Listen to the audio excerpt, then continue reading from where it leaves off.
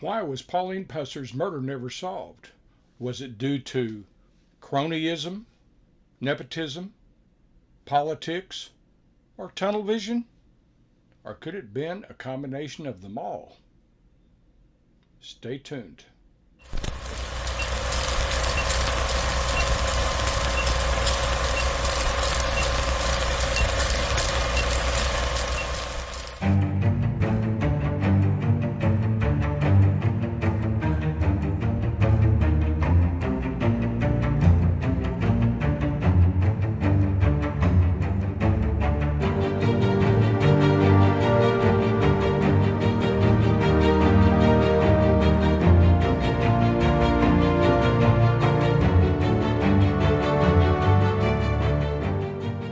I just wanted to take a brief moment to say thank you for staying with me on this project.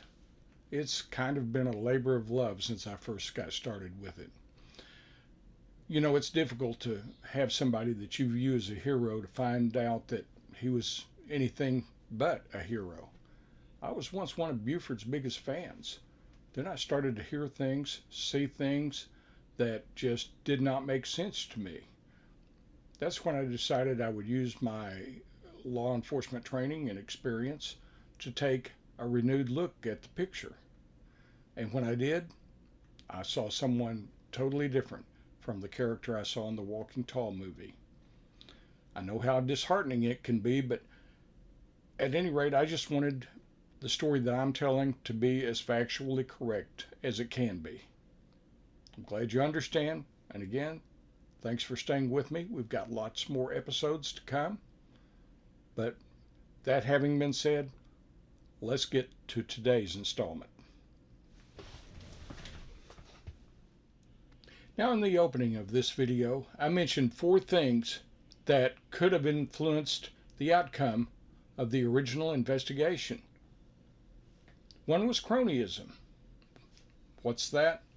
It's basically when you surround yourself with your friends who will be loyal to you, often regardless of how wrong you may be.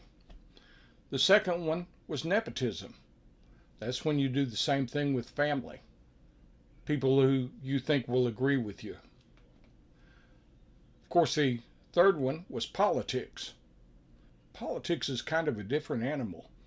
It's when you make decisions based on what benefits you the most rather than the people that you serve. And then, of course, I finished with tunnel vision. And what is that? That's when you take one or more of those first 3, where you only see the outcome that you wanted to see when you began the journey. In other words, if you saw Buford as a hero to begin with, and that's what you want your outcome to be, regardless of what the facts say, then you have tunnel vision. What we're going to do now is take a look at the day-by-day activities for the week after the ambush, and we'll start with Sunday the 13th of August. That was when the TBI's Warren Jones and McNairy County Chief Deputy Jim Moffitt finally got to interview Buford after the ambush. You know, Buford stated that he didn't recognize his attackers, had no idea who they were. He also stated that he didn't know the make or model of the vehicle that had pursued him that morning. He also said that he was responding to a disturbance call at Hollis Jordan's Beer Tavern, and that his wife Pauline wanted to go with him because she feared for his safety in that part of the county. Then others started to speak out about the alleged ambush. First, there was Ben Pusser, Buford's uncle, who stated that moonshiners and bootleggers in McNairy County had it in for Buford. Then, of course, there was Hugh Kirkpatrick, the chief of police of Selmer, who was related to Buford through Buford's mother, Helen. He stated that he thought he knew who was behind the ambush, but he wasn't going to say. And then, of course, there was Jim Moffitt, Buford's chief deputy, who said that they had already interviewed several suspects, had several more to go, including a Mississippian. Of course, this leads us to ask, was cronyism, nepotism, and tunnel vision already setting in with this investigation? During that Sunday interview, investigators found that they were going down the wrong trail with the idea that the ambush came from a sniper's nest somewhere along the roadway. Buford told them that it was a rolling ambush, that a car had come up behind them as they neared the first ambush site, turned on its headlights, and opened fire. He said that Pauline was hit in the head, that she reached over, took him by the arm, was gasping for breath, gurgling blood as he stepped on the gas to speed away. He also said that at the second ambush site that he thought he had lost them, that he stopped at the intersection of New Hope and Davis Yancey roads. He had 1 foot outside the car, 1 foot still inside the car when the ambush party came upon him again, and this time they also had their headlights off. On the 15th, even more news became available when District Attorney Will Terry Abernathy stated that he did not believe that there were any local citizens involved in the ambush. Also, information was released that Buford said that Pauline was killed at the second ambush site when she was shot a second time. Next came word that Buford was being heavily guarded at the Baptist Hospital in Memphis. Also, TBI Director W.E. Hopton stated that there were 17 shots fired during the ambush. He also stated that Robert Goodwin, the TBI's firearms expert, stated that all of those shots were fired from the same rifle. They learned this when they checked the markings on the shell casings that were left behind. Be sure and hit that subscribe button to get notifications of new videos, and be sure and leave your comments at the end of this video. In a homicide investigation, usually one of the first things that happens is that investigators speak to friends and family of the victim.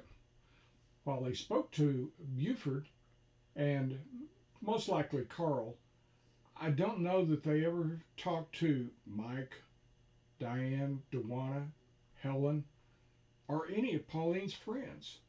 And had they done so, I'm sure that there's some of those that would have pointed to Buford as a suspect in Pauline's murder. It's now Thursday, the 17th.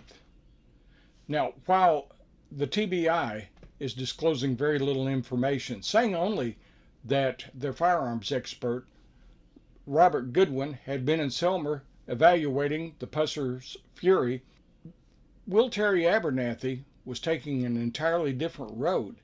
He was saying that they didn't know how many suspects they were looking for, that he was certain that no McNairy County residents were involved in the ambush, and suggesting that they were on a cold trail when it came to suspects and evidence. It's been a full week since Pauline Pusser was murdered, and local officials have absolutely nothing. But what about Warren Jones of the TBI? He at least has his suspicions. I mean, after all, why was Buford never considered as a suspect? And what about Pauline and an autopsy? She was buried on Tuesday the 15th before any autopsy could be performed. And only 2 people had to agree on the need for one. The district attorney, Will Terry Abernathy, and the local medical examiner, Harry Peeler. Which one of those men didn't want an autopsy performed, or was it both of them? Buford must have been sweating bullets for a while. It's one of those situations where I'm sure that he had people from his department and other departments that would talk to him about the ambush and where the investigation was heading.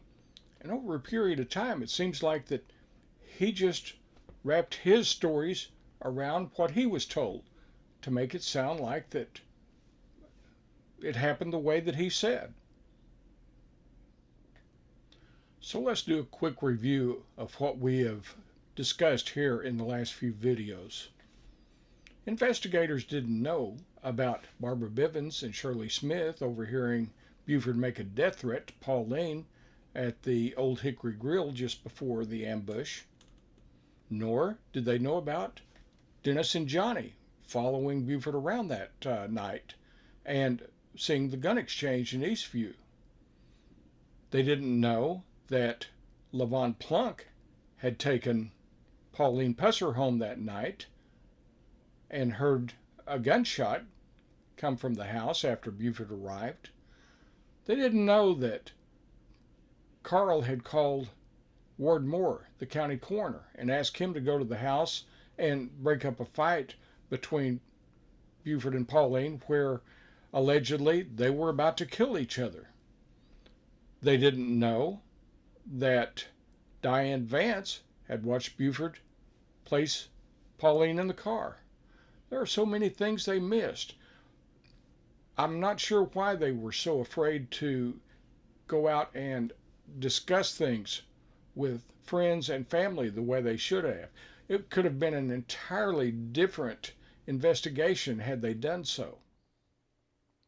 And add to that, all of this, Buford's story about the disturbance call at Hollis Jordan's Beer Tavern, the story that Pauline insisted on going with him for his safety, the route that he took, being pursued by a car in the darkness of night without the use of its headlights, the blood evidence that was all over the outside of the vehicle, even though Buford himself insisted that neither he nor Pauline ever got out of that vehicle, the witnesses that were never interviewed, Will Terry Abernathy, the district attorney eliminating McNairy County citizens almost immediately, no autopsy on Pauline, Buford not being treated as a suspect, Buford being allowed to change his story and adapt that to things as he learned them, the focus on the criminal element that was supposed to be in northern Mississippi. None of it makes sense.